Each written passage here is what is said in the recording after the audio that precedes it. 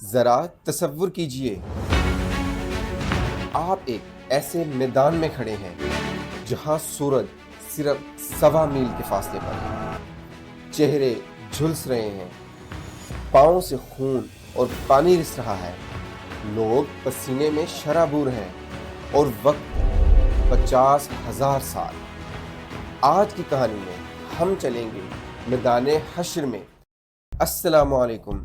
پچھلے ایپیسوڈ میں عبداللہ عرش کے سائے میں پہنچا، جہاں انبیاء کرام سے ملا، جام کوثر پیا اور پھر اجازت ملی میدان حشر میں جانے کی، وہ میدان جہاں صدیوں سے انسانیت خوار ہو رہی تھی، جہاں سورج سر پر ہے، نامہ اعمال بٹ رہے ہیں، اور آج عبداللہ کے ساتھ ہم بھی دیکھیں گے وہ مناظر جو روح کو کانپنے پر مجبور کر دیں۔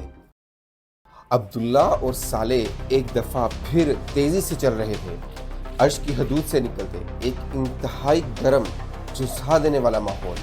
لگتا تھا جیسے سورج کروڑوں میل کے فاصلے پر نہیں، صرف 1.25 میل کے فاصلے پر آ کر دہکنے لگ گیا۔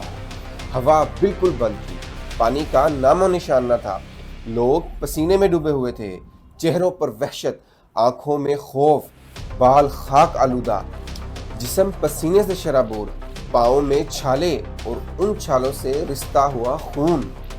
یہ تھا میدان حشر کی پہلی جھلک، اور پھر ایک ایسا چہرہ نظر آیا جسے دیکھ کر عبداللہ کا دل کانپ گیا۔ وہ چہرہ اس کے سب سے قریبی استاد کا تھا۔ پہلی شخصیت جو نظر آئی وہ تھے عبداللہ کے استاد فرحان احمد۔ انہوں نے دور سے دیکھا اور تیزی سے عبداللہ کی نگاہوں سے اوجھل ہونے کی کوشش کرنے لگے۔ عبداللہ صالح سے کہتا ہے، یہ میرے استاد ہیں، انہیں روکو، میں نے ان سے بات کرنی ہے۔ صالح کہتا ہے، دیکھو عبداللہ، اپنے استاد کی رسوائی میں اضافہ مت کرو۔ اس وقت یہاں کوئی شخص اگر خوار و خراب ہو رہا ہے تو سمجھ لو اس کے ساتھ عدل ہو چکا ہے۔ وہ خدائی کسوٹی پر کھوٹا سکہ نکلا، اس لیے اس کا یہ حال ہے۔ عبداللہ کہتا ہے، مگر ہم نے خدا پرستی، آخرت کی سوچ اور اخلاق کی ساری باتیں انہی سے سیکھی تھی۔ صالح کہتا ہے، سیکھی ہوں گی، مگر علم ان کی شخصیت نہیں بن سکا۔ خدا کے حضور کسی شخص کا فیصلہ اس کے علم کی بنیاد پر نہیں ہوتا، اس کے عمل، سیرت اور شخصیت کی بنیاد پر ہوتا ہے۔ وہ ایک اچھے منصف تھے، اچھی باتیں بھی کرتے تھے، مگر سیرت اور کردار ان کی باتوں کے مطابق نہیں تھا۔ در حقیقت تمہارے استاد سانپ پال رہے تھے، آج علم کے انہی سانپوں نے انہیں ڈس لیا۔ یہ سن کر عبداللہ کے پاؤں تلے زمین نکل گئی۔